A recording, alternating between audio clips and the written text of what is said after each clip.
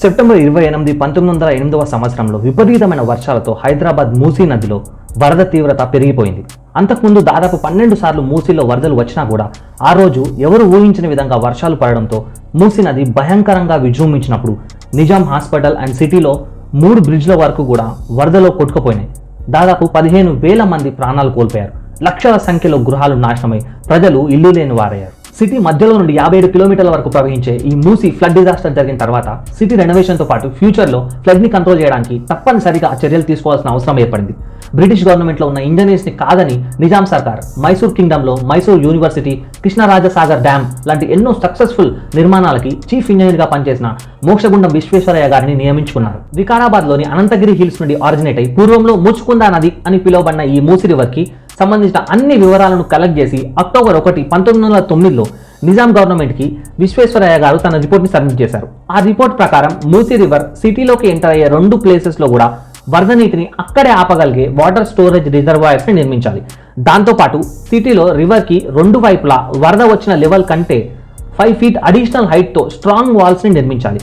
దాంతోపాటు ఈ వర్క్ అంతటిని మానిటర్ చేయడానికి సిటీ ఇంప్రూవ్మెంట్ బోర్డ్ని ఎస్టాబ్లిష్ చేస్తూ ప్రతి సంవత్సరం 20 లక్షల చొప్పున 6 సంవత్సరాల వరకు బడ్జెట్ని ఈ ఫ్లడ్ ప్రొడక్షన్ పనులకి యూజ్ చేయాలి అంటూ ఆ రిపోర్ట్లో మెన్షన్ చేశారు. వెంటనే ఆ రిపోర్ట్ని యాక్సెప్ట్ చేస్తూ నిజాం సర్కార్ రెనోవేషన్ పనులు స్టార్ట్ చేసింది. 1912లో 7th నిజాం మీర్ ఉస్మాన్ అలీ ఖాన్ టైంలో సిటీ ఇంప్రూవ్మెంట్ బోర్డ్ ఎస్టాబ్లిష్ అయింది. మూసీ రివర్కి ఒక ఎంట్రీ అయిన గండిపేట్ విలేజ్ దగ్గర సుమారు 56 లక్షల ఖర్చుతో 1790 అడుగుల ఎత్తుతో ఉస్మాన్ సాగర్ డ్యామ్ 1920లో కంప్లీట్ అయింది.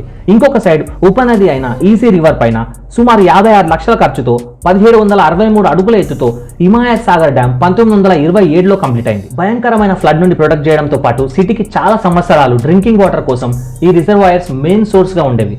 ఇంత ఇంపార్టెంట్ అయిన ఆ 2 రిజర్వాయర్స్ని ప్రొటెక్ట్ చేయడానికి, అక్కడున్న వాటర్ని పొల్యూట్ కాకుండా చూడడానికి సమైక్య ఆంధ్రప్రదేశ్ గవర్నమెంట్లో 1996 మార్చ్ టైంలో గవర్నమెంట్ ఆర్డర్ 111ను ఇంప్లిమెంట్ చేశారు.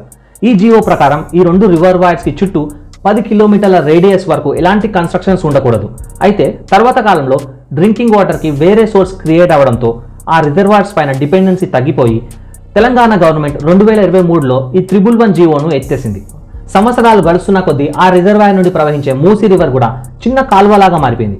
Hyderabad one of the biggest city లాగా కంటిన్యూస్గా గ్రో అవడంతో పాటు పాపులేషన్ కూడా పెరిగిపోవడం వల్ల మూసీ రివర్ దగ్గర వరకు కాలనీస్ ఏర్పడి వాటి డ్రైనేజ్ వాటర్ కూడా కలవడంతో పూర్తిగా మూసీ ఒక మురికి కాలువలాగా అయిపోయింది.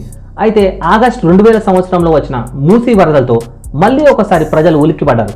తర్వాత 2020 అక్టోబర్లో పడిన కుండపోత వర్షాల వల్ల హిమాయత్ సాగర్ డ్యాంలో వాటర్ FTL లెవెల్కి నిండిపోవడంతో గేట్స్ని ఓపెన్ చేశారు. అప్పటి వరకు మురికి కాలువలాగా కనిపించిన మూసీ నది ఒక్కసారి దాని పూర్తి ఆకారంలో ప్రవహిస్తూ ఎన్నో లొకాలిటీస్ని ముంచేసింది. మూసీలో వరదలు వచ్చిన ప్రతిసారి గవర్నమెంట్స్ సర్వేలు చేపించడం, మునిగిన ఇళ్లను మార్క్ చేయడం జరిగేది.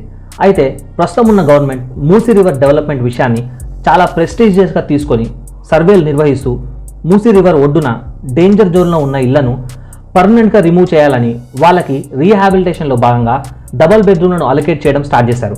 అయితే ఎన్నో సంవత్సరాల నుండి అక్కడే స్థిరపడి ఉన్న ప్రజలు దానికి ఒప్పుకోకపోవడంతో చాలా ఏరియాస్లో భయాందోళన పరిస్థితులు ఏర్పడ్డాయి. వాటిని గవర్నమెంట్ ఏ విధంగా ఎదుర్కొంటుందో ముందు చూడాల్సిందే.